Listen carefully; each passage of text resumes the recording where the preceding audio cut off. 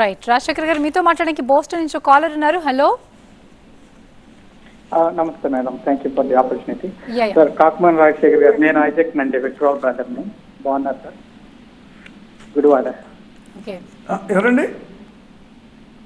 Gudivada విట్రాల్ బ్రదర్ని sir, విట్రాల్ అన్నయ్యని. Isaac.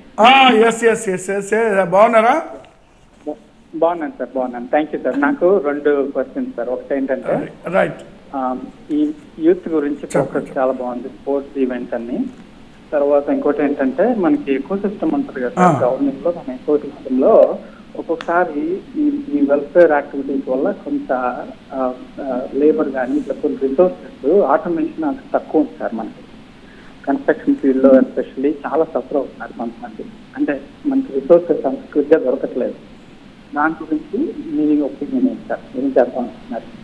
సెకండ్ది, కొద్దిగా వాయిస్ బ్రేక్ అవుతుందండి, సరిగా వినపట్టలేదు నాకు. సో ఏంటంటే, ఎకో సిస్టమ్ లో వెల్ఫేర్ జరుగుతున్నప్పుడు రీసౌండ్ వస్తుందండి. రిసోర్సెస్ హ్యూమన్ రిసోర్సెస్ తక్కువైపోతుంది sir.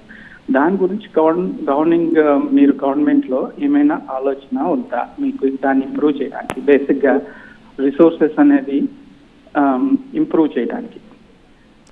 Okay, human resources you mean to say? Resource improve చేయడానికి, yeah, basically labour. I think ఏమన్నారండి? కొద్దిగా అంటే హ్యూమన్ రిసోర్సెస్ కన్స్ట్రక్షన్ ఫీల్డ్లో కానీ అట్లా తక్కువైపోతున్నాయి. సో అవి డెవలప్ చేయడానికి లేకపోతే ఇంప్రూవ్ చేయడానికి ఏపీ గవర్నమెంట్ ఏమైనా ఆలోచిస్తోందా అని. అదే అంటే ఇప్పుడు ఇటీవల కాలంలో గ్లోబల్ బిజినెస్ సమ్మిట్ అవి జరగడం జరిగింది. అదైతే అందులో దాదాపు 13 లక్షల కోట్ల రూపాయలు పెట్టుబడులు పెట్టడానికి అనేక కంపెనీలు వచ్చినాయండి. సో వాటి ద్వారా ఎంప్లాయ్మెంట్ క్రియేట్ అవుతుంది. ఎందుకంటే ఇప్పుడు ఇటీవలనే అవన్నీ కూడా గ్రౌండ్ అవుతూ ఉన్నాయి. మరి ముఖ్యంగా వాటిల్లో వైజాగ్లో ఎక్కువగా ఉన్నది, మరి ఏ రాష్ట్రంలో ఇతర ప్రాంతాల్లో కూడా ఉన్నాయి. ఎందుకంటే ఎంప్లాయ్మెంట్ జనరేట్ చేయాల్సినటువంటి అవసరత చాలా ఉందండి. అది వాస్తవం. అది కాకపోతే ఏంటంటే, గత ప్రభుత్వం లాగా మేము ఏదో మాటలు హామీ ఇచ్చి వదిలిపెట్టే ఆలోచన మేము చేయటం లేదు.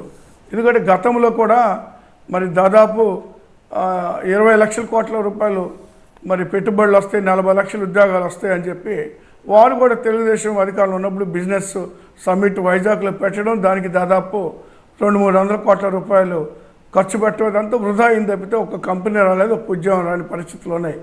కానీ ఇప్పుడు మేము ఏవైతే ఎంఓయూలు చేసుకున్నామో అవి ఆల్రెడీ గ్రౌండ్ అవుతున్నటువంటి సందర్భం ఉంది. కాబట్టి ఖచ్చితంగా మరి ఈ ఎంప్లాయ్మెంట్ జనరేట్ చేయడం జరుగుతుంది. మరి దాంట్లో ఎలాంటి ఇబ్బంది లేదని తెలియజేస్తున్నాను.